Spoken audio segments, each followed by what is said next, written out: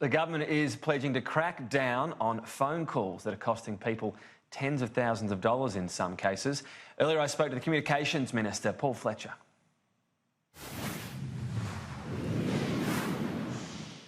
There's a few issues around with scams over our telecommunications system. The first one we're dealing with is fraudulent porting of a mobile number. And so that can happen because we have a system where mobile number portability is very easy. That's a good thing. So consumers can move their service from Vodafone to Optus or Optus to Telstra.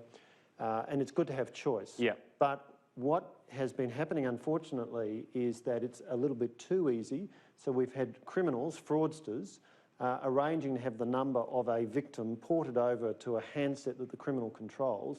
Now that's very serious because in turn that handset can then be used to support other fraud, including on the bank account of the victim.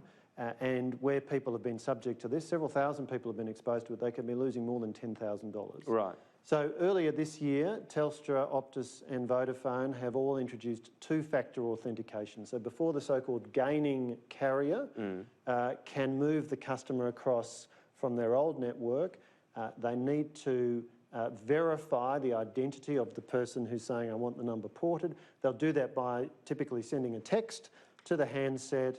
The owner of the handset then reads out the code, and that's an input into the porting process. So this is important. Vodafone were the first cab off the rank. They've had that in place since March, Telstra and Optus more recently. But there's still a number of smaller operators who do not have two-factor authentication in place. So I've made a direction to the Australian Communications and Media Authority to set an industry standard by the end of April. Everybody must have it, because as long as some don't, there's a vulnerability. Right. Now, I'm not going to say it's about confirming that through the text message goes to the phone. Yes. If that step isn't there, people can just port the phone and no one ever knows what's happened to the phone. Well, you will discover it as the legitimate owner when, after a period of time, your phone stops working, and in an area that normally has coverage, you get that message saying emergency numbers only.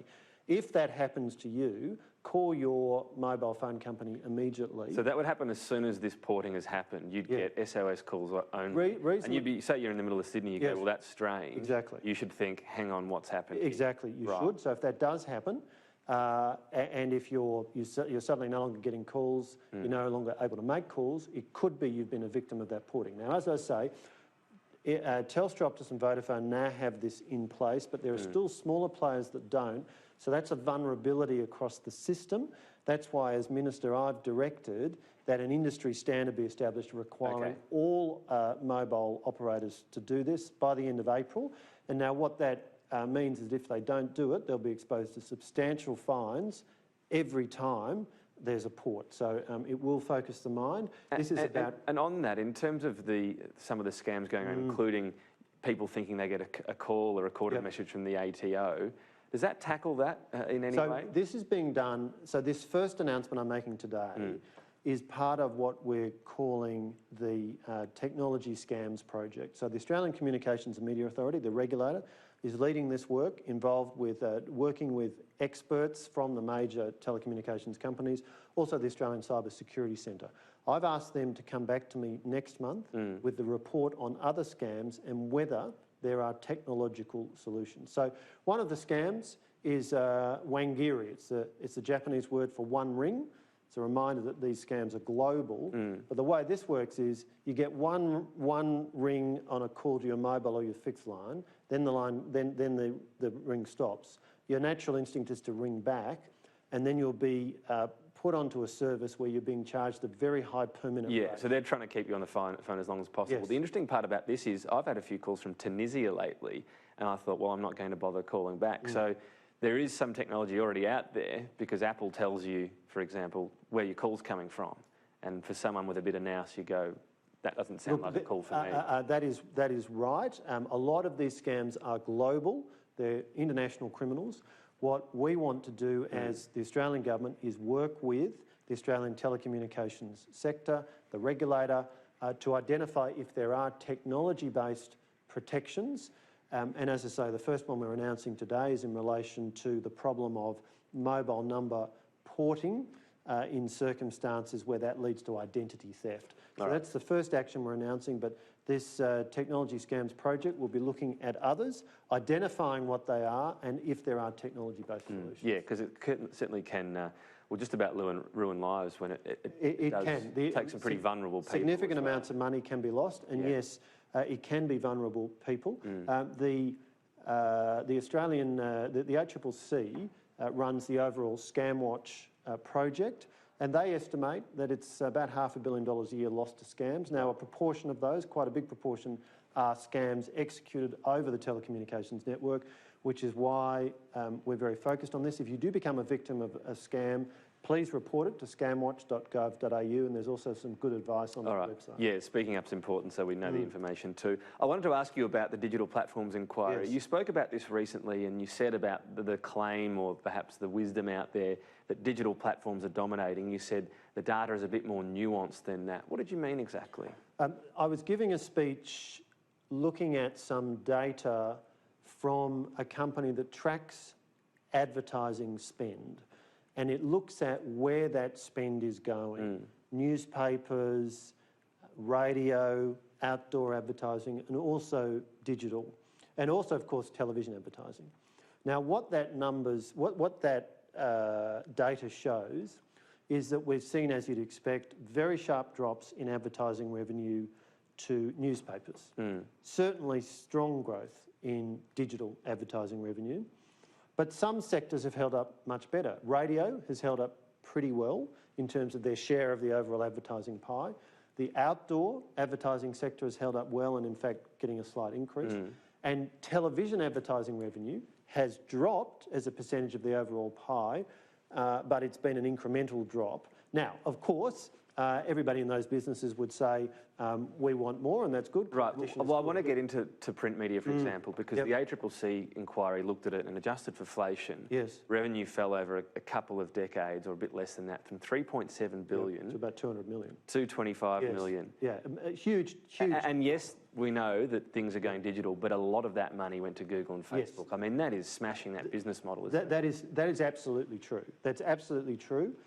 That if you look at where much of the revenue that has gone in the Australian market to Facebook and Google, and we're seeing the same thing globally, of course, much of that has come from what used to go to the print publishers. And that's both classified advertising, and that was, much of that was affected very seriously from as far ago now as 20 years ago, including with some Australian businesses like REA and Domain, car sales and so on.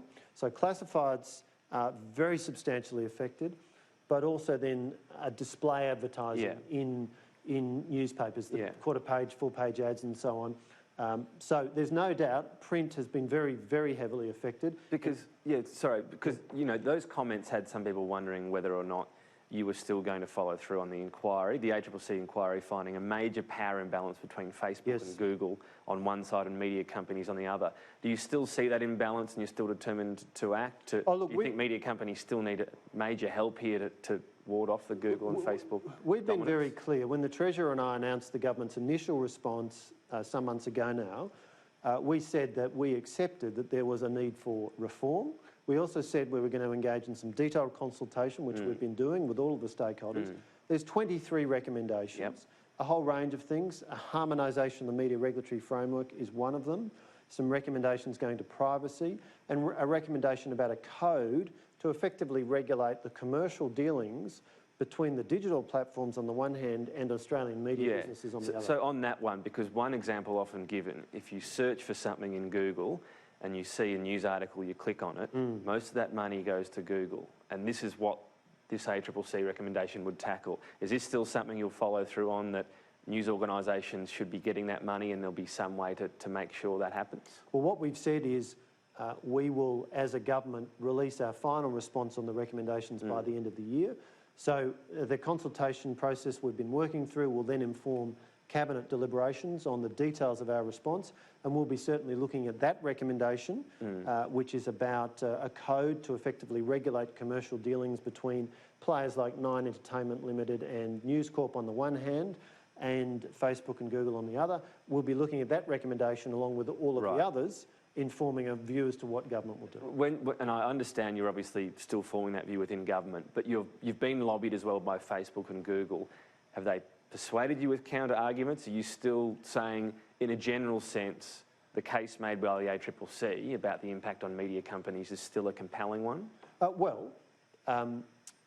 There's been a lot of good advocacy and provision of information by all of the stakeholders, and that will be grist to the mill for Cabinet to consider these matters. So ultimately it'll be a decision for Cabinet as to how we respond. Sure. Obviously, working with the Treasurer and the Attorney-General, I'll be taking forward some recommendations. And so I thank all of the stakeholders who've come forward.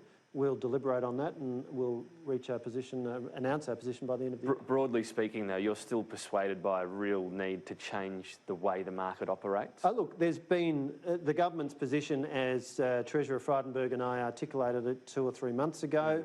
In our media release at the time, we said the government accepts that there is a need for reform, and that continues to be our position. And it's still going to be a pretty big shake-up of the rules, is it fair to say? Well, those will all be decisions for Cabinet to make, and we'll work through across all of those 23 recommendations. You know, there's media policy issues. Ought we to have a grant funding program to support regional and local publishers, for example? There's privacy issues. There's consumer protection issues. There's some competition and merger issues. So there's a lot of issues across the broad sweep of those 23 recommendations. We'll work through all of those and we'll release a position. So the first comments you made with Josh Frydenberg, people saw that recent speech and wondered if your mind had changed. Oh, no, I don't see that as being, I don't see the comments I made as being in any way inconsistent with the government position that Treasurer Frydenberg and I articulated. But I was particularly making a point about the data that, the 10-year view of the data in some other outlets, in terms of which media businesses have held up relatively better and which have been very significantly affected. Paul Fletcher, thanks for your time. Thanks, Tom.